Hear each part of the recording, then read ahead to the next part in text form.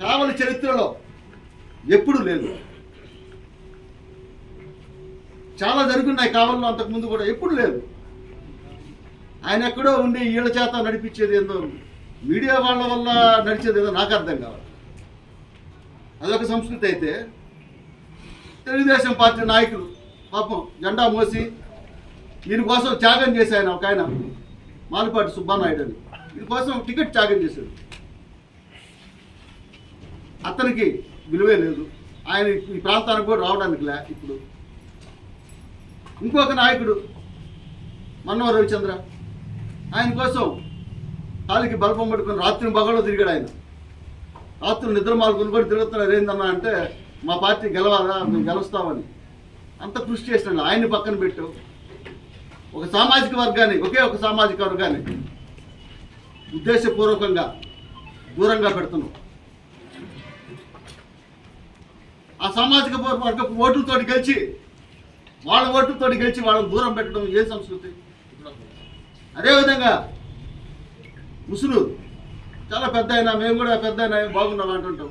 శ్రీహర్ నాయుడిని సర్పంచ్ ఎక్స్, మరి అతన్ని ఇంట్లోనే ఎవరైనా ఇంటికి శత్రువు వచ్చినా మనం ఆదరిస్తాం. ఇంటికి పోతే ఇంట్లో బండబూతులు తిట్టాడంట. మీడియాలో చూసాం, మాకు తెలీదు. బండబూతులు తిట్టాడంట. కనీసం వయసు కన్నా గౌరవం ఇవ్వాలిగా. అది ఆయన అదే సామాజిక వర్గం. అదేవిధంగా ఇంకొక పెద్ద విషయం ఏంటంటే, అన్నవరం క్వారీ ఉండేది మన కాన్స్టిట్యున్సీ కాదు, ఉదయగిరి నియోజకవర్గం. పాపం ఆ ఉదయగిరి ఎమ్మెల్యే కాకర్ల సురేష్ గారు చాలా మంచోడు, ఎన్ఆర్ఐ, ఏదో ప్రజలకు మేలు చేద్దామని వచ్చాడు. అతన్ని కూడా డైవర్ట్ చేసి ఈ బురదంతా ఈయన తీసుకొచ్చి అక్కడున్న గ్రావెలు, బండలు, మెటలు, ఎంత గ్రావెలు ఉంది ఆ ఉదయగిరి రోడ్డు వరకు. ఆ ఉదయగిరి రోడ్డు కిందంతా అదే. ఆ మట్టి వేయకూడదు అసలు, అలాంటి మట్టి కూడా వేశారు అక్కడ. అంత అన్నవరం క్వారీది. అతన్ని ప్రలోభ పెట్టడమో లేకపోతే అతన్ని భయపెట్టడమో మీ సామాజిక వర్గాన్ని ఉదయగిరి ఎమ్మెల్యే గారు మంచి చేద్దాం అనుకున్నారు. జలదంకి మండలంలో ఇది మా ఊరు, ఇది నా క్వారీ అనేసి ఆయన్ని కనీసం ఎప్పుడు ఆ ఎమ్మెల్యే ఆ ప్రాంతానికి కూడా రాలా. ఆ క్వారీ దగ్గర ఆయన్ని భయపెట్టి ఆ మెటలంతా ఈయన కావాలి కదా, ఎవరు తెలియదు అనుకుంటున్నాడు. ఉదయగిరిలో కొల్లగొడితే ఉదయగిరి నియోజకవర్గంది కావాలో తెలియదు అనుకుంటున్నాడు. ఎన్ని లక్షల క్యూబిక్ మీటర్ల మెటలు ఈ రామాయపట్నం పోర్టుకు దోలిందంతా అదే మెటలు. అదేవిధంగా జుబల్దిన్న హార్బర్కి, ఫిషింగ్ హార్బర్కి దోలింది అదే మెటలు. ఇవన్నీ అక్కడి నుంచి వచ్చినాయి కదా. గవర్నమెంట్కి రావాల్సిన డబ్బంతా ఎగ్గొట్టేశారు.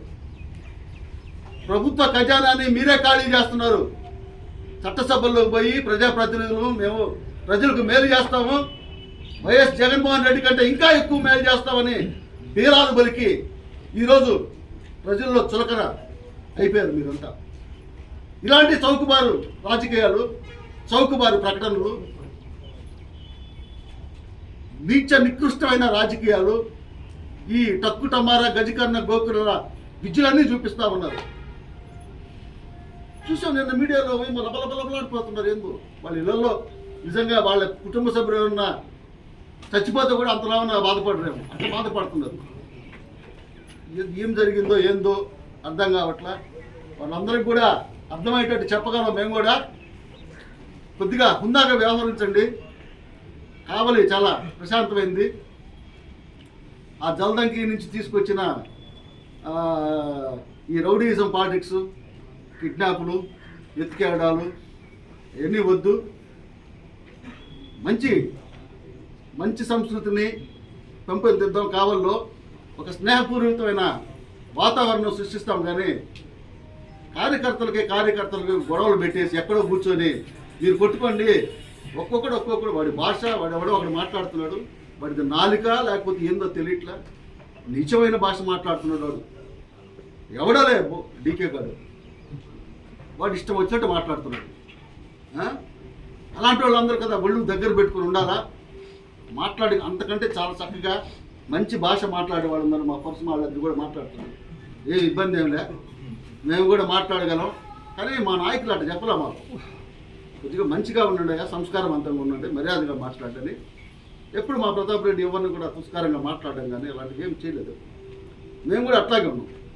మాట్లాడగలిగితే నీకందరికంటే ఎక్కువ బాగా మాట్లాడగలం అని తెలియజేస్తూ ఊరంతలు కొండంతలు చేసి జరిగినట్టు డ్రోన్ కెమెరా తోటి హత్య ప్రయత్నం ఏందో నాకు